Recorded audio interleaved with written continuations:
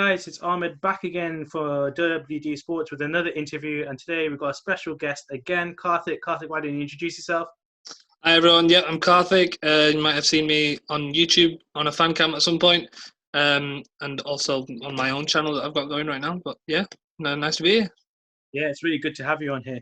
Now, you talk about fan cams. I think the one that comes to mind is the almost infamous Andy Tate channel as well, Full Time Devils, where we have seen you on that before. And what is your whole opinion on that? And how did you get involved? Was it someone messaged you, or did you just go up to the camera and want to rant about United probably having a terrible performance yet again? Well, in terms of the fan cams itself, I think it's a brilliant idea because when it first started, it was something new. No one had ever done it before, where you have these fans that have their own sort of media outlet and go and talk to other fans really and get their opinions. Because normally at that point, you just see Sky Sports or someone outside the ground just asking a couple of fans their opinions every now and then, but nothing on the regular. How I got started was, well, I used to watch Full Time Devils when I was in India. Obviously, it was just a casual thing that I used to watch. And then I thought, when I moved back here, I thought I'd try and get involved in that. So whenever I went to a game, I'd try and look for them wherever they were. And I think for a few times I saw them and I didn't really do anything about it. I just thought, okay, all right, cool, yes, that's why they do their stuff. That's where they interview the fans and all that. And then one day I just thought, you know what, I'm going to talk about this. I think it was... can't remember which game it was, but it was one game that I thought, right, I really do want to say something this time, so I'll go and speak to them. And as I did that, every time I go back, they just recognise me and go, oh yeah, come on, you can come and talk. And it just went from there, really. How do you feel that you talk about traditional media there? I feel like sometimes fan cams offers a little bit of uncensorship. I feel like when I watch Sky or BT or sometimes BBC as well, there is that, oh, he's my mate, so I'm not going to slag him off type stigmatism to there. Do you think fan cams offer that role of almost freedom of speech when it comes to football, that you can say whatever you want about a certain footballer? Yeah, definitely. I think that's the point of it, that there's no one telling you what to say or what you can't say. And I think it works two ways. It works one way in which it gives you a way to criticise a player's performance constructively and have other people hear that, listen to that, because like it or not, people do get influenced by other people's opinions. It just happens. There's a way you can say something and people go, oh yeah, actually I didn't see it that way, and then they take it on. But there's also the other side where you see a lot of people peddling their own agendas on certain players, where hatred can develop in that way, and I've seen that happen as well. So I understand when people criticise fan cams for being too negative at times, but I think in general it's just a way for people to express opinions. But you've got to be, it's about the people actually doing it. You've got to be sensible in what you say and all that. But yeah, it is a free form of speech. Obviously, this has become massive in our, almost, I want to say, football ecosystem now. You know, sometimes I don't watch the post-match. Sometimes I'm straight on Full Time Devils or a page like that to see how United have done and what the fans think about it. But of course, speaking of Full Time Devils, you can't talk about fan cams without the infamous Arsenal Fan TV at times. So if you haven't seen it before, Hector Bellerin did a speech somewhere and he mentioned how they almost make money out of people's failure. How do you feel about those comments? And do you think he's got a point to some extent, or do you think it's just a footballer who can't take criticism from his own fans?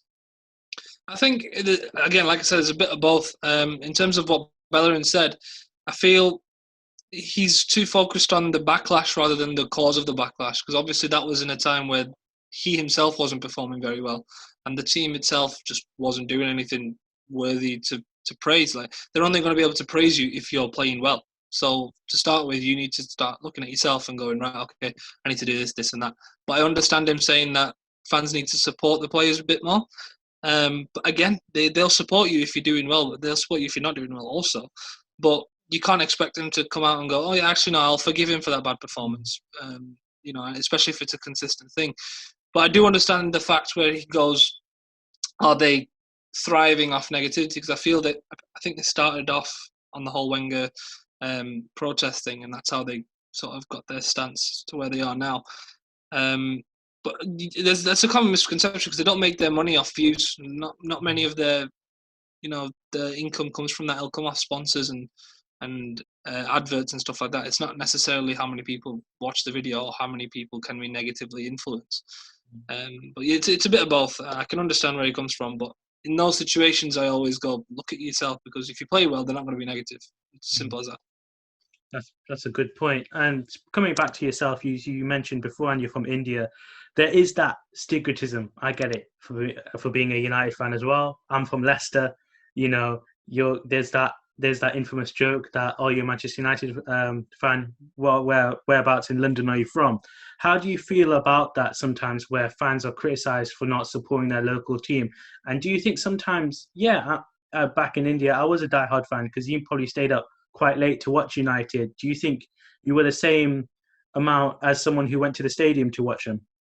Well, I see this argument a lot on Twitter. And first of all, whenever someone asks me like why I support United, I always go back to the story of I used to live in Preston before I moved back to India. And when I first moved there and I first went to school, I was told to go and play a game of football, and I didn't know what I was doing. And I used to get very upset at that. So I went home on one weekend. I was just looking for some football to watch, so I knew what to do next time we were there. That's the kind of person I am. I just want to, learn. And it just happened to be a United game. It was just pure fate, because I didn't get it off my parents like a lot of people here do. They don't pass it on, because no one in my family followed football. So it was purely by chance that I was watching United. I think we were playing Fulham or someone, and I obviously fell in love with United. Not all of them, might have ended up supporting Fulham. But yeah, in India, it was a case of staying up in those late nights on a Thursday, on a school night or whatever. Sometimes without my mum knowing, because I was like 11 or 12 or whatever.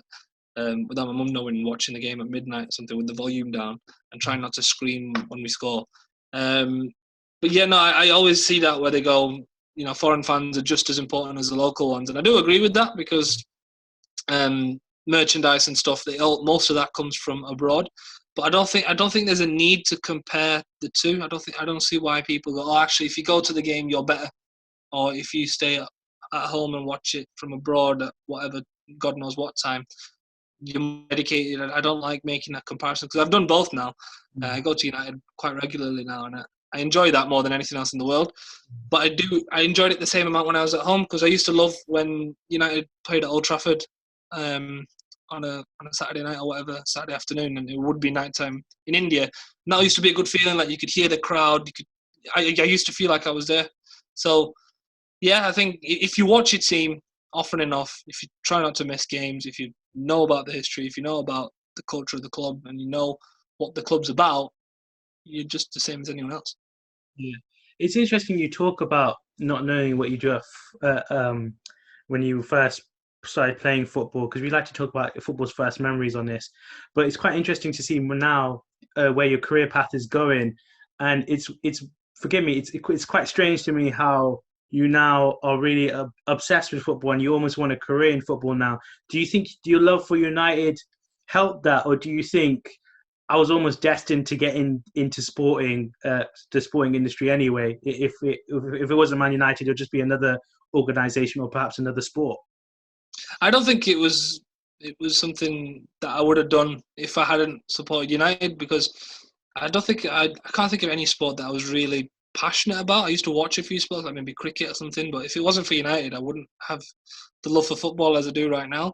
And it's the fact that the way I came across United was, and that's who taught me the game, because that game, I watched the pre-match, and they'd be analysing certain stuff, analysing previous games and stuff.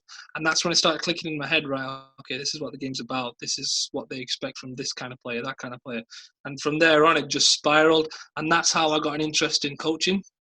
And that's obviously what I'm doing now at university. I'm coaching at the minute as well. And I think that's the career path that I think I realised that quite late, that's what I wanted to do.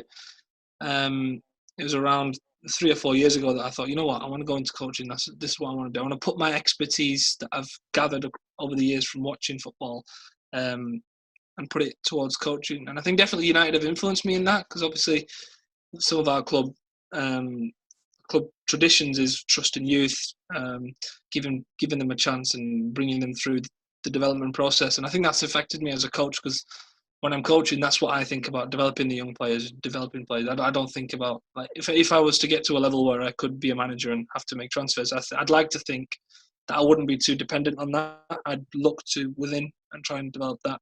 So I think it definitely has influenced me. Yeah. You talked about your coaching role, and you've also got this big platform with the YouTube now, and I almost see this synergy, I want to say, with it, because now you're in part of what I call now the football YouTube FC teams, where we've seen teams like even your competitors, Arsenal Fan TV, start their own team, and of course, right to Spencer FC starting hashtag, and we cover them from time to time. How is it coaching a team where it's not necessarily based on a local area, it's based on people who just want to get involved and almost just play a part in something bigger online? Yeah, it's been interesting because before this, my first coaching role was with a grassroots club, and I worked with their under-16s for a little bit, and then obviously Stephen Howson from Full Time Devils, I saw him put out a tweet that he was going to start a football club based on his YouTube channel, Stretford Paddock. So I got in touch with him. My mate got in touch with him, and he put my name forward. And basically, we've started a new club based on that YouTube club, and it's been interesting to see the details of how a football club is formed, because we're looking to enter the football pyramid, which I don't think AFTV have tried to do. I think DT's team are trying to do that now. But yeah, we're looking to go through that route rather than these YouTube leagues and all that, more of the hashtag route. So it's been really interesting because it's a side that I don't know anything about, and I've never been at this level of football before. So it's been really interesting to learn. And in terms of coaching these players, I think it's the same as coaching any team, because for me it's a new group of players. The only difference is I've seen them trial to get into the team. That's the only difference. But it's a great group. They're all just normal people like us, which is what I think YouTube's all about. It's bringing together people of similar mindsets and getting them talking about something or doing something. And we've taken it a step further and said, right, we're going to play football. Do you want to come join us and be part of something that could be big? And they did, and that's where we're at now. And coaching has been fun so far. Obviously, we've not had the facilities that we wanted to have straight off the bat, but with what we've been doing, we've been playing at like a 5-a-side or 7-a-side pitch once a week, and it's been good. It is a very good group of people, good group of characters, which I think is very important, because you never know who you might get when you do something like this. Because when you put something out online, you could get any odd person coming over, but I think we got a good group, and yeah, it's been good so far until obviously the pandemic happened and we can't carry on. How would you say, obviously, because I've had football coaches in the past, and no disrespect to you, Karthik, here, but you are somewhere a bit different from the stereotypical football coach that we have seen, and it's probably traditional media playing a part in this question here, but how do you deal with people who maybe not listen to you or may think their football knowledge is more sounder to you as a coach? How do you get over that, and how do you learn to become a better coach? Is it through your university education? Is it through your placement? Or is it just a bit of both, really? It's something I'm definitely prepared for, because if I do end up going into professional coaching, or if I do make it into somewhere in football and I'm a coach, I'm definitely going to be working with players that are older than me, and so they'll think, why do I need to listen to this young guy? What does he know? He's never even played the game. So it's something I'm definitely prepared for. In terms of people that don't want to listen to me as such, I think it's important that you get on their level, which is what I always try to do. I'm a people's person, so which is why I'm quite comfortable talking in front of a camera, for example, on YouTube, which maybe some people aren't. So I'm quite comfortable speaking to new people, speaking to people who seem a bit closed off.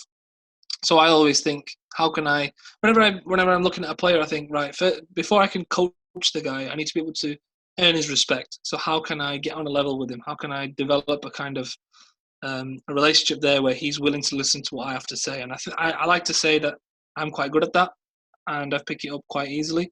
And then I go into the coaching part. So that part I don't really learn anywhere as such. I think that's just a natural thing that comes to me.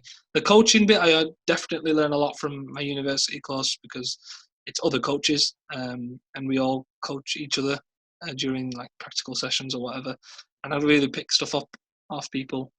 We also have actual professional coaches that come in and do sessions for us, so I learn off them a lot. But most of it's coming from my peers. Like, how does he do this? How does he do that? How does he deliver this kind of a message? And I pick stuff up, and I'd like to think they do that off me as well. But yeah, definitely, it's a learning process. talk about putting yourself out there on camera and stuff like that. And obviously, for me personally, I come from experience. Like sometimes I'm given a task to talk about certain United, and sometimes I don't do my homework right, and a certain ultra comes and criticizes me, and I've got to deal with that. How do you deal with that? Because obviously, you're dealing with a massive platform of one of the biggest businesses in the world of Manchester United, where everyone from Big Phil around the corner has an opinion on it. How do you deal with sometimes putting out a tweet there or putting out a video there where people are criticizing you? How do you overcome it? Do you react to them? Do you start an argument, or do you just go, let them talk? It depends where I am. On Twitter, you'll usually find me arguing with someone, calling someone this, that, and the other. I just enjoy it because on Twitter it's fun. In terms of YouTube, when I'm saying something on a fan cam, maybe I just tend to ignore it. I usually scroll through the comments maybe the day after that I've done the fan cam or the video or the podcast, whatever it is. I'll just scroll through, see what people had to say. If there's anything about me, I'll look at it. If it's good, I'll give it a like or whatever. If it's bad, then I just ignore it. But in terms of that, it doesn't really get to me. I've never been a person that cares about criticism. If it's constructive, I'll take it on happily. If it's something that's just, random hatred or whatever, I don't tend to look at it. I tend to ignore that kind of negative aspect of it. I'm a person who looks at positives in everything. So if there's a comment there and I can try and find something that I can go off and improve myself on, I'll take it. But if it's just a random person calling me, I don't know, whatever, then I'll just ignore it. But Twitter's a bit more lighthearted for me. I don't really care what people say on Twitter. I just argue with them for the fun of it. It's a time pass. A good way of thinking about it, to be honest. The final question we want to ask you is something we ask everyone, because we've had people who want to be inspiring managers, people who are presenters, all across football, people who just are on this football journey, we call. And in 10 years' time, say we did this interview again, hypothetically, hopefully we do, what would you like to achieve, and where do you think you would want to be in your career at that time? In 10 years, I would hopefully like to be a professional coach somewhere, somewhere in the footballing ladder, maybe higher, maybe whether that's with Paddock or not. I'd like to be somewhere decent, a decent standing in the football ladder. But obviously, with this YouTube stuff I've got going on, it's a good backup to have. So even if that was to go somewhere and maybe it overtakes maybe the ceiling that I could have with my coaching, then that's fine with me as well. So I'm trying not to put all my eggs in one basket at the minute. Someone who likes to take things slow and methodically work through things. So if either of those were at a standing where I can go, right, okay, I can make money off this and I can be comfortable, then that's a success for me in 10 years. Well, that's a nice note to leave on. From WDSportz and myself, Karthik, we wish you all the best. If anyone's interested in the content that Karthik makes, especially MU Ultras out there, we'll put everything down below in the description so you can feel free to check him out. But thank you so much, Karthik. Nice one. Thanks for having me.